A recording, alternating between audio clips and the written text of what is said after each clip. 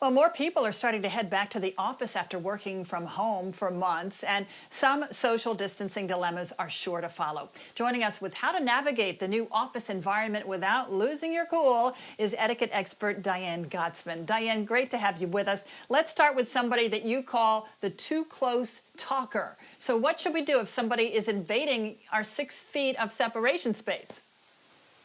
You know, they probably can't hear you if you're wearing a mask in a corridor, or they may not understand, they might not be aware of the distance. So you can just politely say, would you mind taking a step back? And I'm going to take a step back as well. So just kind of communicate politely, respectfully, but assertively that you are both too close. And just remind them about what the rules are. So coming up next, we have That's the right. office complainer. Now, we've all heard complainers before. This is the person that just brings down everybody's spirit because they're constantly griping. How do we handle that? And right now, everybody is on high alert. We're anxious getting back to the office. So it's not going to help when somebody is complaining constantly. So why don't you turn the table and just say, Sue or Dave or whoever, how can I help you? How can I alleviate some of your anxiety? Or what are you going to do about your angst? Because it's really obvious. So put it back on them so they can think about this and they're aware of what they're doing. I like that, so that you don't have to involve yourself in their dilemmas. Right. So next we've got the hand wash offender, and unfortunately not everybody washes their hands when they're done using the restroom, and of course that can spread germs. So what should we do?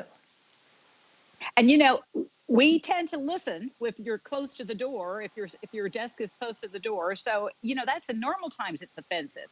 But right now, especially, we're on, again, high alert. So you can go to your supervisor and say, listen, I have an issue.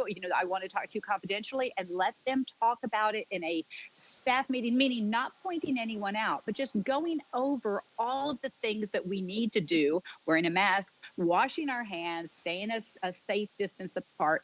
So everybody hears it. And really ask for everyone's help. If you know them personally and you're comfortable, you can say, listen, I can't help but notice that you're in and out really quick. And I hope you're doing your part to keep everyone in the office safe. So it really depends on that relationship. But if it's bothering you and it's bothering other people and you're talking about it off to the side, it needs to be addressed. But just don't put anybody in a position where they're really embarrassed. Well, that can be a touchy one for sure. And we've all experienced the awkward hugger. So how do we handle those people that get a little bit too close? And especially now, we want to keep our distance. Hugs are awkward in general for many people, but right now we should not be hugging. And you can just say that. Say, No. I'm a hugger by nature, or right now I'm just passing. I'm a hugger by nature, but right now I'm going to pass on that hug. But I'm really happy to see you. So again, put your hands up in the air. Let them know I'm here. I'm happy to see you, but this is not the time for us to be hugging. Assertive, courteous, respectful. And maybe show them how to do the elbow bump instead. That's how we do it today, right? Right. Now, here's a dilemma. Some coworkers' wedding got put off because of the coronavirus. You were invited. Originally, you said yes. Now you can no longer attend. Maybe your circumstances have changed. Maybe you've gotten laid off, and maybe you can't afford it. How do you handle something like that? Right. Well, this is a new celebration. So consider it a new celebration. The first time you said yes, this time circumstances have changed, regardless of what those circumstances are. It could be financial, it could be time-wise. So you RSVP. No, it's a coworker. If they say, are you coming? You're going to say, gosh, some things have come up and I'm just not going to be able to join you, but I will be there in spirit. So you don't have to give too much information. Less is best.